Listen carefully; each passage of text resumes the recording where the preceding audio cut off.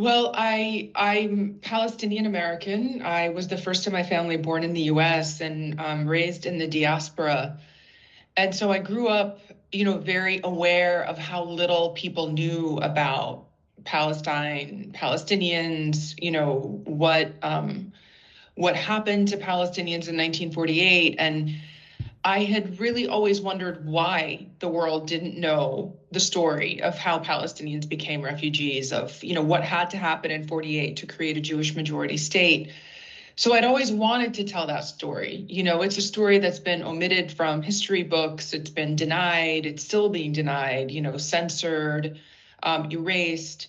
So it was always in the back of my mind that I wanted to tell a Nakba story and make a Nakba epic. And I knew, when I became a filmmaker, or really even when I went off to film school, I knew that I wanted to do this one day. But I knew that it was going to be a bigger film. I felt a tremendous responsibility. So I knew it wasn't going to be my first film or even my second film. I knew that I had to kind of reach a certain level of artistic maturity before I could take on that subject matter and do it any justice.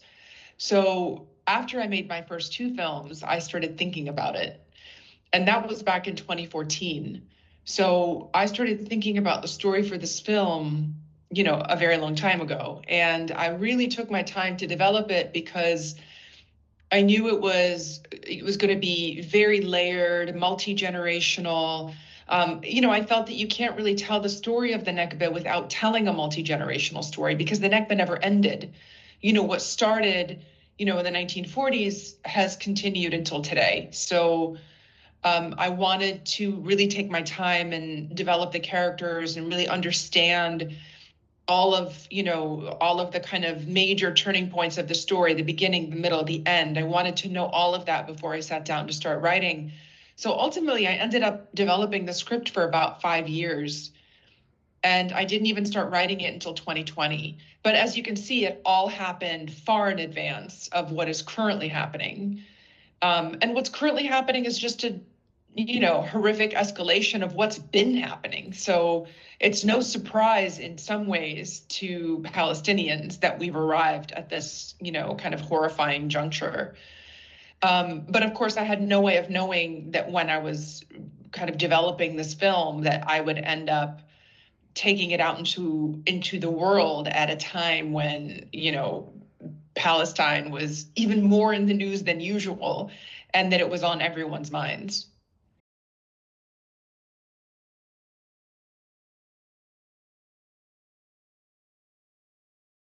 Well, the Nakba is a collective trauma. That's what it means. It's a collective trauma that began many decades ago. We're coming up on the 78th anniversary of the Nakba.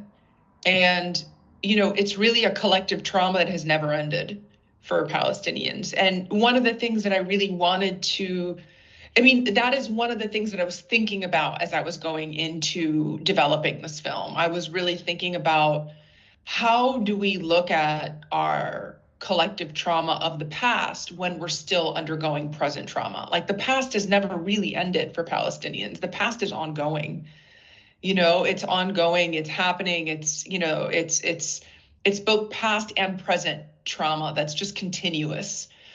And so I wanted to, in a way, that was the question I was asking myself when I first started conceiving of this film was how do we even begin to look at past trauma when we're still undergoing that trauma in the present? And that in a way is what the film is. It's sort of looking at this collective trauma that's passed down through the generations as the current generations in the film are experiencing, present trauma with the occupation and everything that's happening in the present day story of the film in the different time periods. So, really, that's what the Nakba means for so many of us. It's a time of mourning. It's a time of, really honoring our ancestors and everything that we've been through. Yes, it's a moment of hopefully we can also look at our resilience and our strength to keep going. But I think the actual Nakba is really a day of mourning.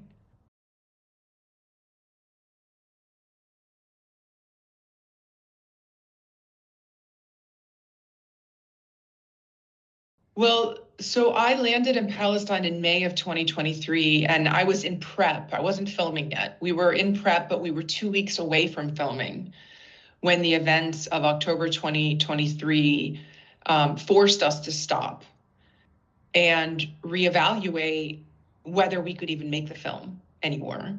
And essentially, after doing like 5 months of pre-production, and really intensive work in Palestine, where we, found every location for the film. We cast the entire film. We amassed a giant warehouse of beautifully crafted and carefully curated props and set dressing, and everything was ready to go. And we had to stop. And my foreign crew, who had just arrived the week before, October the 7th, wanted to leave. They were scared. Their families were worried. So we had to evacuate people. We eventually, I had to eventually leave as well. And we decided, to pivot. We had to pivot. We were forced to pivot to shoot elsewhere. At first I kept thinking, well, maybe we'll return to Palestine. We'll go back, we'll pick up where we left off, we'll finish the film there. And of course, the situation just escalated and escalated. And we were never able to return.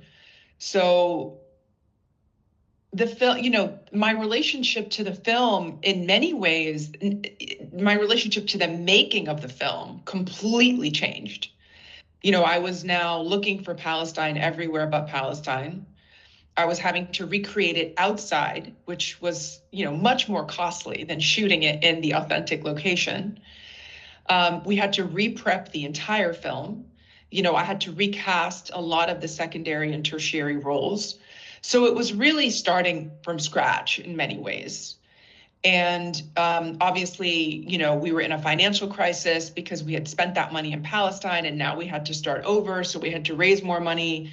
We were in a logistic crisis because we had to try to get people and props and wardrobe and many of the things that we needed out of Palestine at a time when embassies were closed. And it was difficult, very difficult, to move around, as human beings in Palestine, let alone to move things out, shipments out. So it was tremendously challenging. The story didn't really change all that much. There was a moment where I considered changing the ending, but ultimately I decided that the message was more needed than ever in a lot of ways. And the only thing that really changed was, the end of the film was supposed to be present day, but I changed it to 2022 because I didn't want to have to deal with the ever-changing present day political situation. I thought, I could deal with what's happening right now, but who knows what'll be happening by the time the movie comes out. And so it becomes a bit of a minefield when you're working with kind of current events in a film. And I thought to myself, I think it's important that people understand that history did not begin in October of 2023, but rather there's a very long line of events that took place, and sort of traumas that mounted that led to those events. And so I thought it's really important that the film end in 2022 so that we understand that all of this happened before October of 23.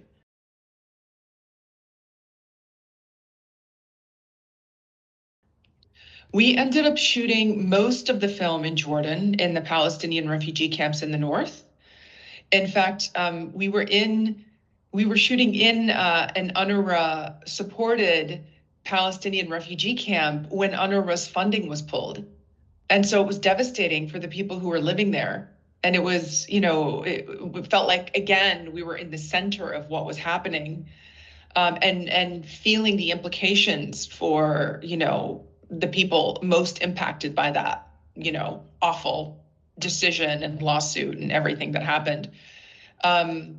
So we shot most of the film in 2 different refugee camps in the north of Jordan. And that was an amazing experience because we still got to work with the Palestinian refugee community in really what is the telling of their story. This is the story of how Palestinians became refugees, how we were dispossessed and displaced and ethnically cleansed. And then we ended up shooting a small percentage of the film in Cyprus, and then finally another small percentage in Greece.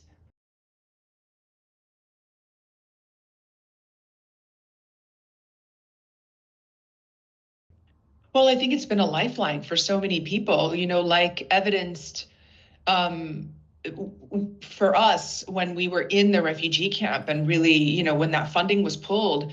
This was a camp in Jordan where people were not given papers. They were not there. They had no means of finding employment in Jordan. They didn't have official papers. They were really living in like an administrative limbo with no identity, no nationality, no way of actually applying for jobs and being legitimate citizens of a place. And UNRWA was their lifeline. It is the lifeline for so many Palestinians and has been, since it was first formed. I think it was 1952. Is that right? Yeah. So I think it was really humbling to see that. And I've been involved actually in UNRWA USA, which I know raises money for UNRWA and is, an organization based in the United States. I'm on the board of that organization because I just believe that the funding that UNRWA provides and the humanitarian work that's done in Palestine for refugees, everything from, food, education to mental health services is so, so important.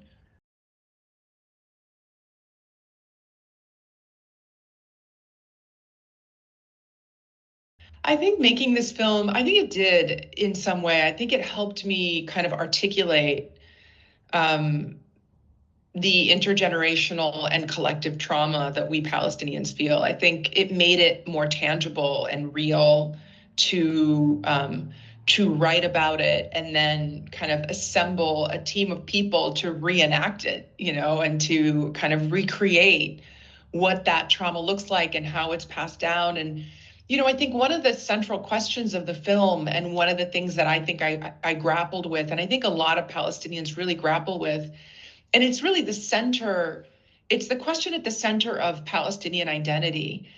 And that is like, how much do we hold on to the past versus letting go in order to just accept the present moment and what has happened?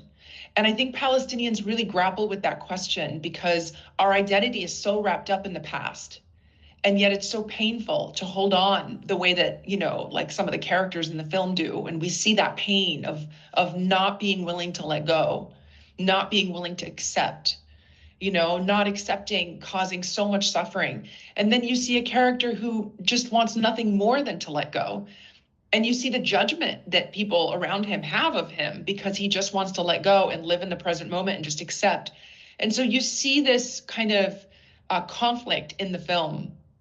And I think that is really the central conflict of so many Palestinians. And it was interesting, I think, to create a movie that looked at that and allowed many of us who saw the film together to kind of talk about it and articulate it for ourselves and sort of figure out where we fell on that spectrum and where we wanted to be. We might not be where we want to be, but watching the film kind of helps us. It holds up a mirror. It helps us see where we're at. And then, then we can actually maybe make a better decision or a more conscious decision about where we want to be.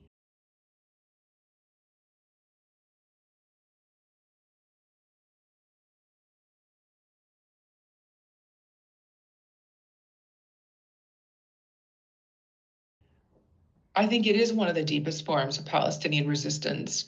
I think Palestinians resist in all kinds of ways, but the world doesn't get to see that broad spectrum of how Palestinians resist.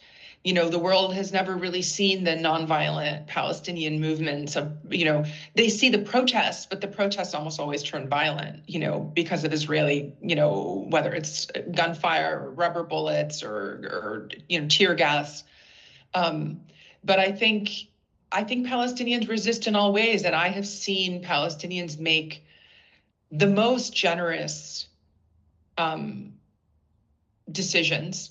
I've seen Palestinians lead with their humanity in impossible situations. I've seen that my entire life. So in many ways, the film is inspired by my own community, by my own people, by the things that I saw growing up. And it's my way of kind of sharing my own experience of being Palestinian, the sort of average human experience of so many Palestinians. I wanted to share that humanity. You know, it's about being able to see a humanity that's always been there in many ways. So that's, I think, really what I was looking to do.